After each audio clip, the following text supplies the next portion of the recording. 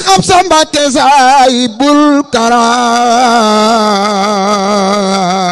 Karaama te mooy borom wilaayatu ak